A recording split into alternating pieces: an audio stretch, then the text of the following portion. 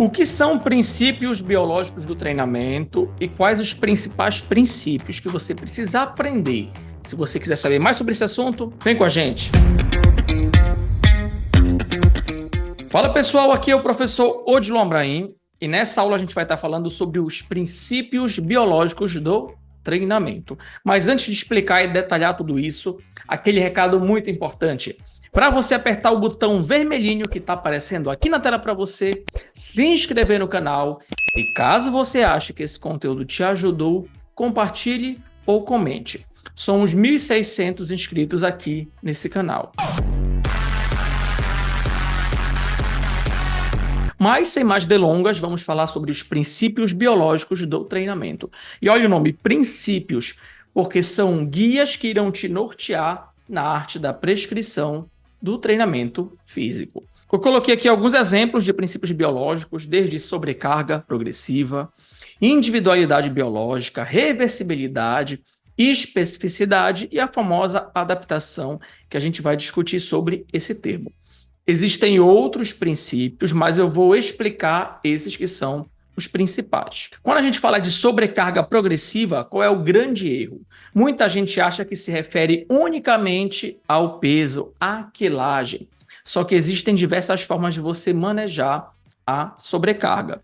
Você pode mexer no volume, na intensidade, na qualidade do movimento, num treino, numa forma de organização e até na amplitude. E a gente vai dividir didaticamente de duas formas.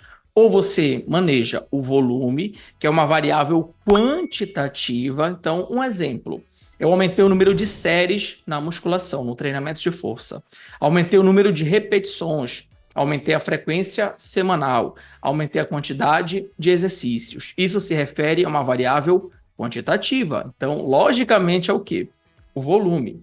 E se fosse num treinamento de resistência, que é o treinamento aeróbio, eu poderia aumentar, por exemplo, a distância. Você estava correndo ali de maneira contínua 2 km.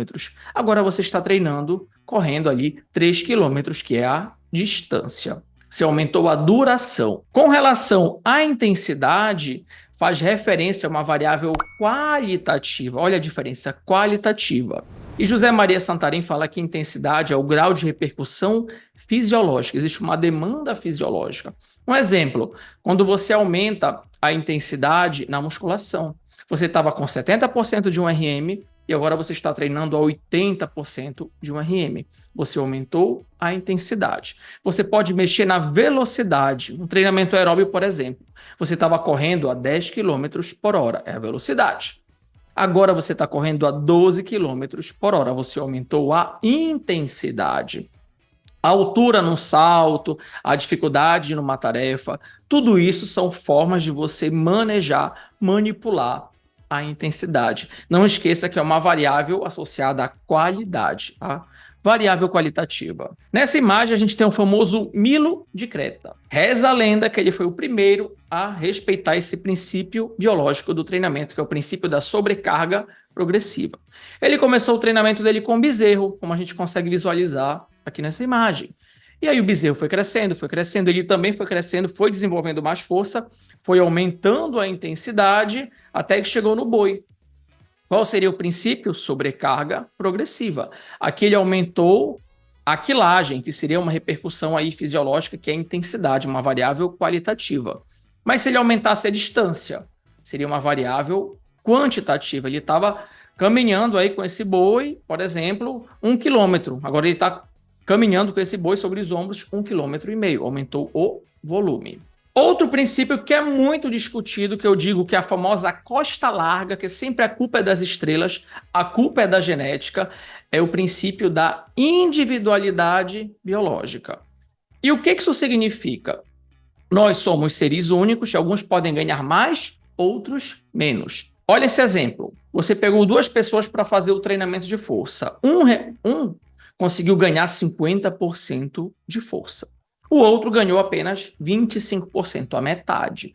Eu posso dizer que esse paciente que ganhou 50%, ele respondeu melhor a esse programa de treinamento. Eu estou partindo do pressuposto que as variáveis foram iguais, o nível de treinamento era igual, só que um ganhou 50% e o outro 25%. Possivelmente, essa pessoa que ganhou 50%, ela responde melhor ao treinamento de força, e o outro ganhou somente 25%. Isso é individualidade biológica. É que um pode responder melhor e o outro talvez nem tanto. Nessa foto aqui a gente tem essa famosa criança que parece que nasceu com um polimorfismo ali de um gene que tem relação com a hipertrofia, que regula a nossa hipertrofia, que a gente chama de miostatina, que é o gene GDF8. Aí o que que acontece? Se você produz muita miostatina, você vai ter menos hipertrofia. Se você produz pouca miostatina, você expressa pouco, você vai ter mais hipertrofia. E para essa idade aqui, 12, 13 anos, ele tinha muito volume muscular. Possivelmente ele tem uma genética abençoada. Só que com o tempo ele cansou de treinar, ele ficou enjoado, chegou na fase adulta, ele parou de treinar. Olha o que aconteceu, tudo aquilo que ele ganhou, ele perdeu. Por mais que ele tenha uma genética dos deuses, se ele não tem o estímulo, ele não vai ser o campeão. Tem até uma frase que é emblemática do filme, lá do Adam Sandler, Arremessando Alto, que é: a obsessão vence o talento. Eu amo esse esporte, eu vivo de verdade esse esporte. E tem milhares de caras esperando lá fora que são obcecados por esse esporte. Obsessão ganha do talento, todas as vezes. Só que se você tiver o talento e a obsessão, você possivelmente será o campeão. A obsessão seria o estímulo, a tua força de vontade, e o talento é a tua genética. Se você tiver talento e uma genética privilegiada, possivelmente você vai ser o campeão. Você vai encontrar também alguns termos na literatura com relação ao high responder, que é o alto responsivo, e o low responder, e até o no responder, que é a pessoa que não responde àquele estímulo.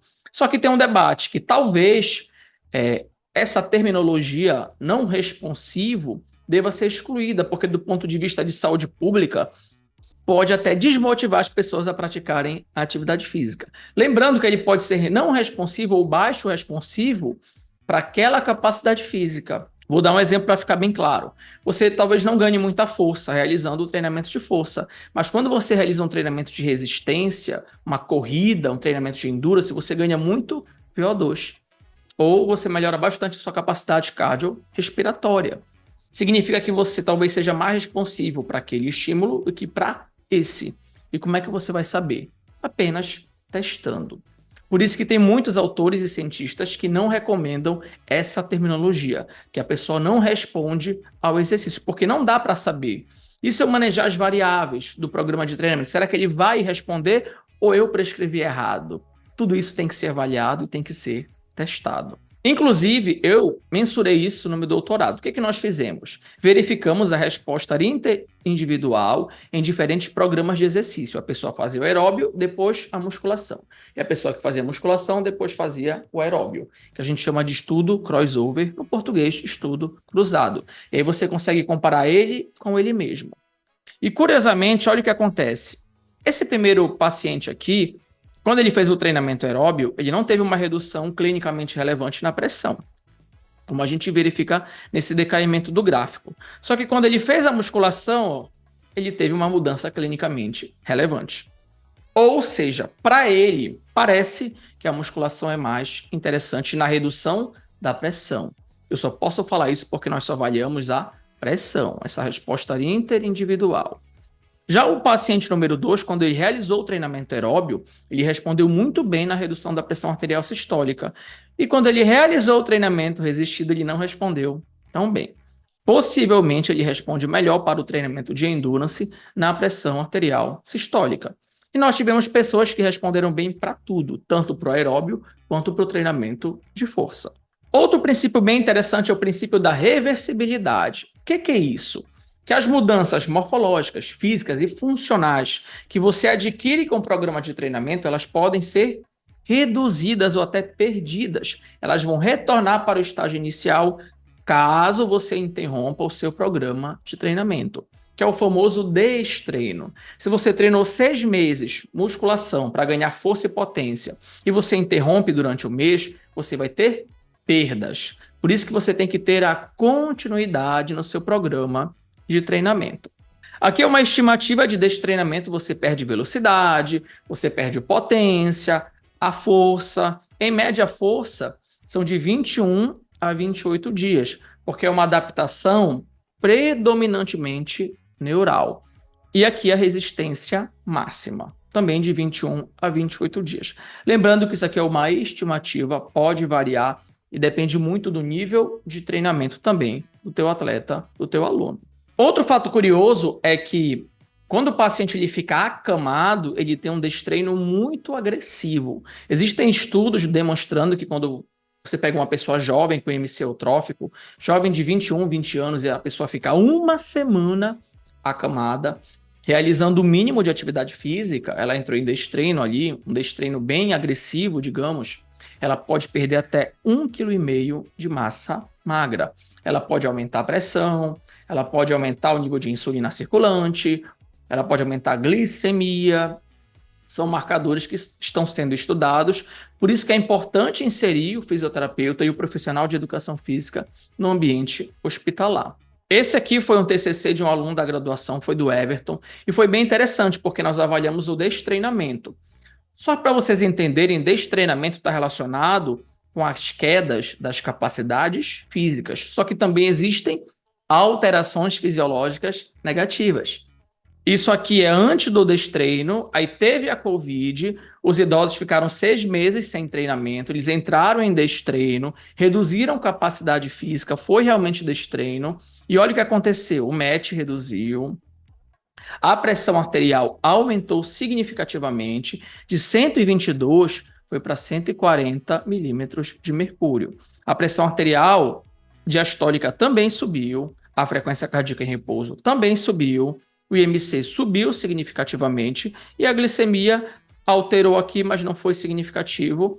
Então a gente diz que não se modificou na estatística, tá? E qual o principal resumo desse resultado? Você tem no destreino a redução das capacidades físicas, mas também você tem alterações fisiológicas negativas, desde o aumento da adiposidade, que é uma adaptação morfológica, aumento da pressão, aumento da frequência cardíaca, que são alterações hemodinâmicas. Um outro princípio, que esse é muito discutido, muito debatido, é o princípio da especificidade. Porque o nosso organismo ele se aclimata de modo específico ao que é oferecido.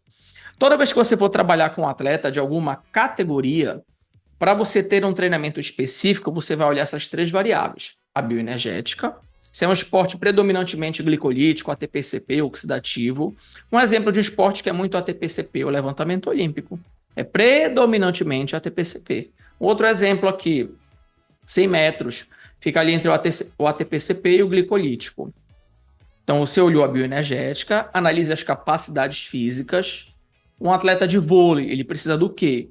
Força, potência, velocidade de aceleração, de agilidade. Aí você prioriza essas capacidades biomotoras, capacidades físicas. E o gesto motor. O que muita gente peca é que a pessoa acaba achando, o treinador acaba achando que a especificidade é apenas o gesto motor. Errado, envolve a bioenergética, as capacidades físicas daquele esporte, que é a demanda, a necessidade dele, e o gesto motor. Eu até coloquei uma frase aqui para chamar atenção. Especificidade não é apenas o gesto motor. Não esqueça, especificidade não é apenas o gesto motor. E, por fim, não menos importante, nós temos aqui a adaptação, que algumas pessoas criticam esse termo, porque a adaptação para a biologia demoram aí anos, às vezes vários séculos, para que aconteça essa mudança que é irreversível. Inclusive, um pesquisador que é o Tácito Pessoa Souza Júnior escreveu o livro Compreendendo a Alta Barreira do Rendimento. Ele argumenta que é interessante usar o termo aclimatação ou aclimação ou ajuste. Por quê? Aquilo que teu atleta ele ganhou, sei lá, ganhou potência, velocidade, força, resistência. Se ele para de treinar, ele perde. E aí não seria adaptação, seria uma aclimatação ou aclimação. E realmente faz muito sentido sobre essa terminologia. Existem outros princípios, como eu disse para vocês, variabilidade, que é interessante variar os estímulos, mas também não é para prescrever o treinamento na loucura, variar, que quando o atleta ele se aclimata, você tem uma grande tendência a mudar o estímulo para que ele consiga ter ajustes, respostas crônicas mediante aquele estímulo. Conscientização é você conscientizar o atleta que o treinamento não é a única parte importante, mas a recuperação, a nutrição, o sono, o controle do estresse, tudo isso também faz parte do treinamento. E a interdependência volume-intensidade, que quando você normalmente aumenta o volume dentro de uma sessão, você reduz a intensidade e vice-versa. Existem ainda outros princípios, não é o foco. Se vocês tiverem alguma dúvida com relação a essa aula sobre princípios biológicos do treinamento, coloca aqui nos comentários, vai ser um prazer responder. E a gente se encontra até a próxima aula. Aquele abraço!